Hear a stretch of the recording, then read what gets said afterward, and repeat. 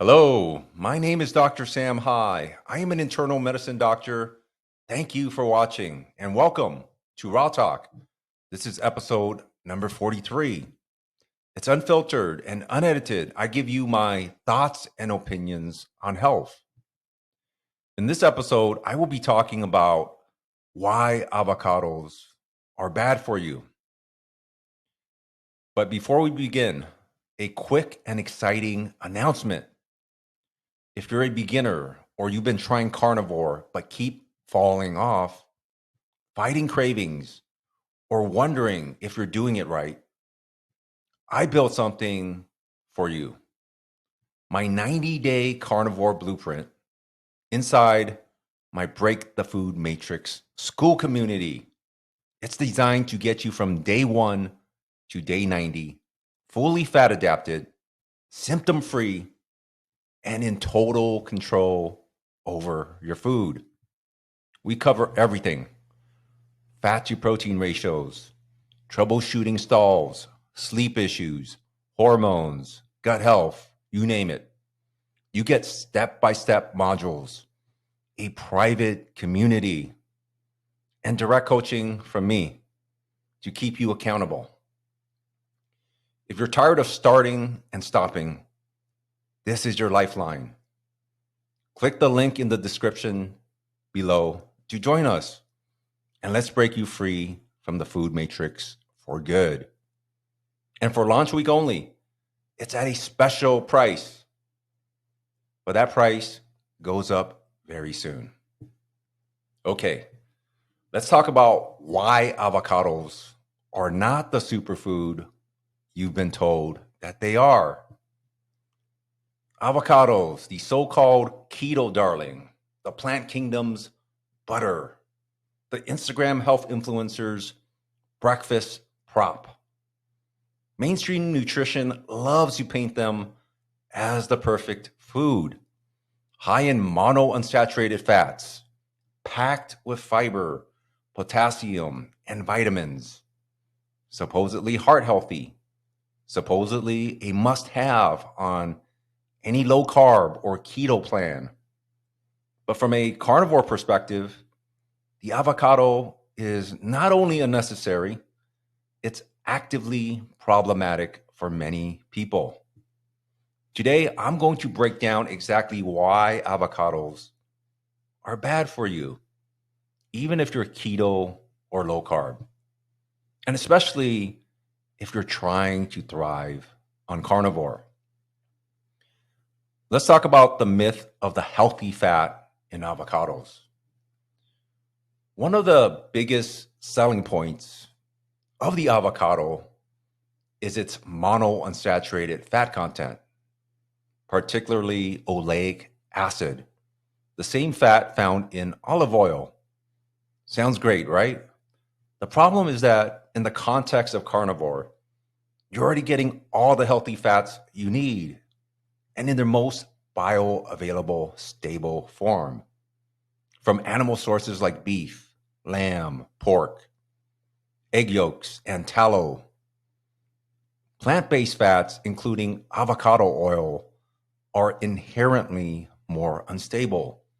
They oxidize faster, they're more prone to rancidity, and they come packaged with compounds your body doesn't need, like plant sterols, which can actually disrupt cholesterol metabolism. Your body doesn't crave monounsaturated fat from plants. It craves the complete fatty acid profile from animals with the perfect balance of saturated, monounsaturated, and a trace of polyunsaturated fats. Animal fats are heat stable, nutrient dense, and naturally come with the fat soluble vitamins A, D, E, and K in the right ratios. What about avocado fat?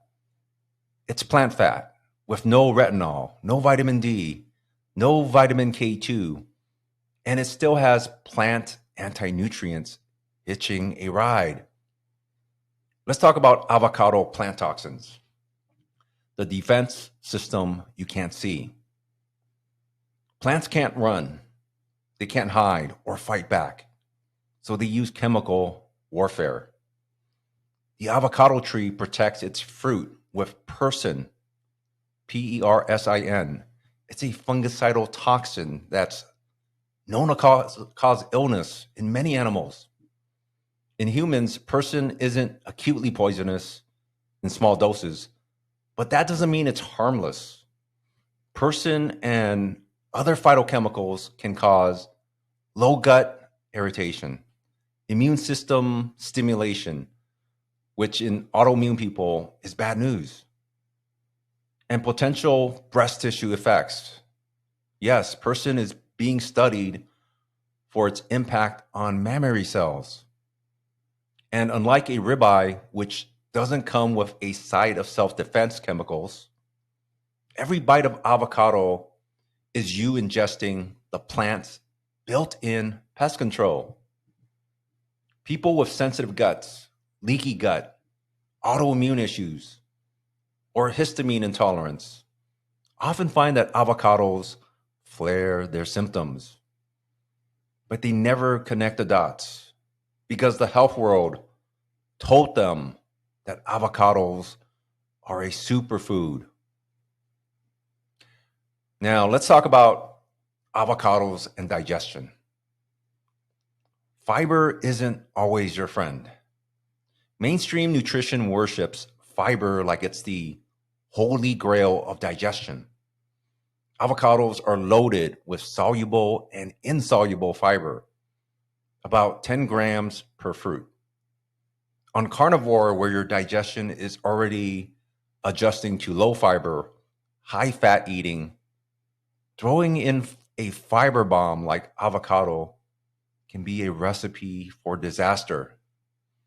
Here's what I've seen in carnivores eating avocados: bloating within hours, gas that wasn't there before, sluggish bowel movements, or conversely, loose stools, a feeling of fullness that's more like a brick in your stomach than satiety.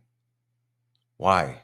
Because fiber in plants doesn't get digested. It ferments in your gut, feeding bacteria that you may not want to encourage. Carnivore digestion thrives without plant fiber. Your gut adapts to meat, fat, and salt. Adding avocados back in often resets inflammation in the gut and brings back the very symptoms you thought you left behind. Now, let's talk about the oxalate connection. Here's the part almost nobody talks about. Avocados contain oxalates. Oxalates are plant defense molecules that bind to calcium and form crystals in your body. Over time, they can contribute to kidney stones, joint pain, skin rashes, bladder irritation, eye floaters. For someone coming to carnivore from a high oxalate diet, your body is already in oxalate dumping mode. The last thing you want to do is keep feeding that process with more oxalates from avocados. And if you ever gone carnivore and then added back avocado and suddenly noticed joint stiffness, weird urine, or skin irritation, that could be why. Now, let's talk about how avocados can stall fat loss on carnivore. Avocados are calorically dense, roughly 250 calories each, mostly from fat. Now, normally on carnivore, fat calories are a good thing. But here's the difference. Animal fat drives satiety and signals your body to use fat as fuel. Plant fat doesn't have the same hormonal impact. On top of that, the carbs in avocados, yes, they have carbs, can add up. One medium avocado has about 12 grams of carbs, 9 of which are fiber. While fiber isn't counted toward net carbs in keto circles, it still stimulates your gut, your microbiome, and your insulin response in ways that pure animal fat does not. This means avocados can subtly push you out of deep fat adaptation, keep your hunger signals muddy, and slow down the effortless fat loss carnivore delivers when you stick to meat and water. Now, let's talk about the flavor hijack. Avocados are creamy, fatty, and slightly sweet. That sounds harmless. But here's the issue. That texture flavor combo mimics dessert in your brain. It's a hyperpalatable plant food that lights up your reward centers in a way that a plain steak never does. If you're coming from food addiction or binge restrict cycles, avocados can become a gateway food back into seeking pleasure from plants instead of sticking with the neutrality of carnivore foods. It's the same reason we tell recovering sugar addicts not to binge on keto desserts, because the brain doesn't care if the sugar comes from cake or erythritol. It still keeps the addiction alive. Now, let's talk about the evolutionary perspective. Did humans need avocados? Here's the part that kills the avocado hype in one sentence. Your ancestors didn't have them. For most of human history, avocados were confined to small pockets of Central and South America. And even then, they were smaller, more bitter, and far less fatty than the modern engineered versions you see today. The human brain and body were built on animal fats, animal proteins, and the occasional seasonal plant, not year-round access to hybridized fruit marketed as a superfood. From an evolutionary standpoint, we never needed them. The nutrients in avocados, potassium, magnesium, folate, are all available in far higher bioavailability. I really messed that up. Bioavailability animal foods like beef, salmon, eggs, and liver. So why cling to a plant food your biology never depended on? Here's the bottom line on avocados. When you strip away the marketing, here's what you have. A plant food with unstable fats that don't come with fat-soluble vitamins. Built-in plant defense chemicals like persin. Fiber that can disrupt your carnivore digestion. Oxalates that can contribute to inflammation and kidney stones. The ability to stall fat loss and muddy hunger signals. A flavor profile that can keep you hooked on plant-based comfort foods. And zero evolutionary requirement for human survival. If you're on carnivore for healing, fat loss, or metabolic reset, avocados are at best unnecessary and at worst holding you back. If this hits home and you're serious about finally mastering carnivore without confusion, cravings, or constant second guessing, that's exactly what we do inside my 90-day carnivore blueprint in the Break the Food Matrix community. You get every single module, troubleshooting vaults, meal prep guides, and direct coaching from me.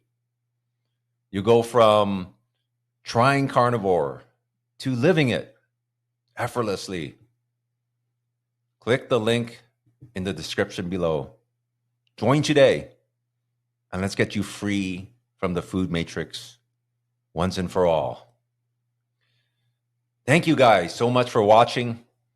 Please like, subscribe, comment below. If you want to follow me on Instagram for more content, my username is Sam_HiMD. Once again, thank you so much for watching. I love you guys, and I will see you in the next video.